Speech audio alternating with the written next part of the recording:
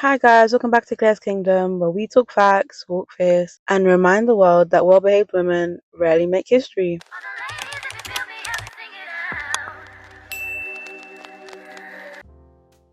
So today I'm here with a quick message. So first of all guys, for the long break, I took some time off, but we are back with a strong message. If you want a life that most people don't have, you must live a life that most people don't. So what does this mean? Today, as I went on a walk, so I'm based in London, so it is very cold around here, especially us being in December now. It's freezing outside, and this is a time of year where everyone is inside, everyone's under a warm blanket, heating, trying to stay warm, drinking the tea, the hot chocolate, all that good stuff. And as someone that intentionally leads a healthier lifestyle, so eating clean, working out, going on walks, it's very important for me to get my steps in. So usually I'll do a 1 or 2 hour walk in the morning, but of course as it gets colder and it gets darker, it's very easy to fall off, and it's very easy to give the excuse that it's too cold outside. But I layered up, I put my boots on, my coat on, I went on a walk.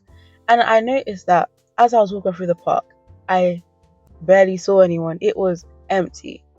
Maybe I saw 1 or 2 people, but even then it was so empty. And I'm not complaining, because I love when places are just empty, so I can just enjoy it by myself. But it was such a different image to how it was in summertime or spring, because especially in the summer, the parks are always full. In the morning, in the afternoon, in the evening, the parks are always full. So I was just like, it was very interesting to me to see how empty the park is.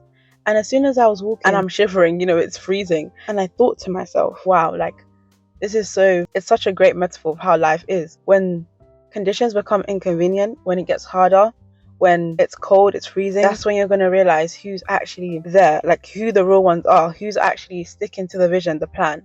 Because it's very easy to show up in the summer, it's very easy to show up in in the spring. But when it's winter, I had every inclination, I had every pull, every desire to stay in my bed. Like guys, it took me 2 to 3 times to get myself out of bed, because it was just so cold and my bed was so warm, and I had to say no.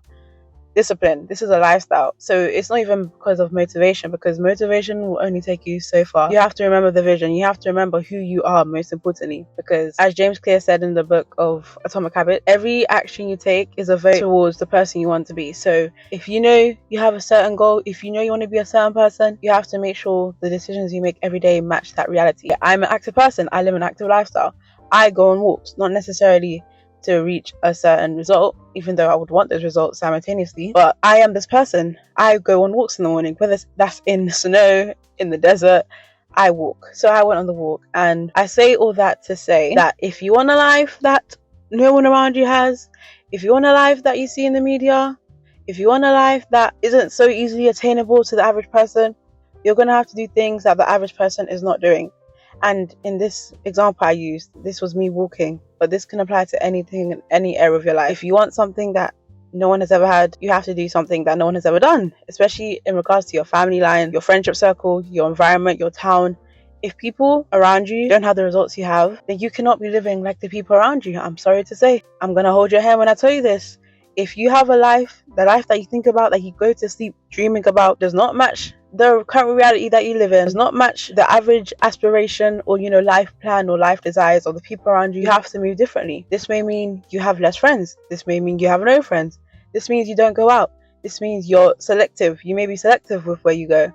This means you may find while people are enjoying their life, you are planning, you are building a foundation, you are building your businesses, you are building your brand, you are building something, you are practicing. If you want to be an artist, you are writing your music, you're playing your instruments, whatever that may look like for you. You cannot do everything, you cannot live life, and you cannot do everything that everyone is doing and expect a different result. And this has taken me a lot to really realize, especially when in regards to the resistance I face, and I'm sure many of you face, when you feel like things are just going against you, or you feel like people are sabotaging you, or you don't get supported as much, or you find that people with half your talent, half your drive are being supported and encouraged while you are being humbled and sabotaged, all these things. But then you have to really think, if I was experiencing life as the average person, if I wasn't being targeted, if I wasn't being picked on, if I wasn't being iced out, singled out, then I would just be like everyone else. And this is not me saying accept abuse, accept mistreatment, but the point is, for the life you want, it comes with the territory. You are going to be able to experience things, great things,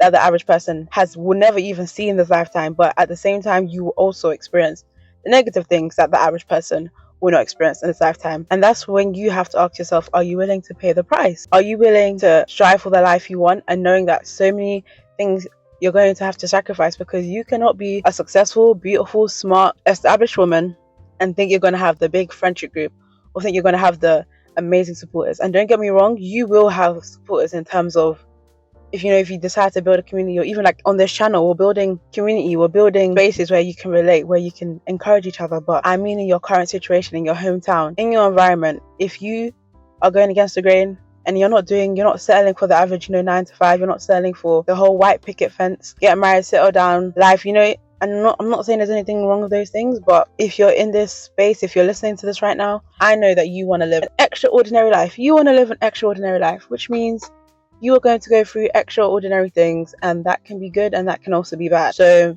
yeah, if you want to live a life most people don't live, you must live a life that most people don't live. Like, really think about it. However you're living now is going to reflect on how and where you end up in the future. So yes, right now your life may be so different to everyone else.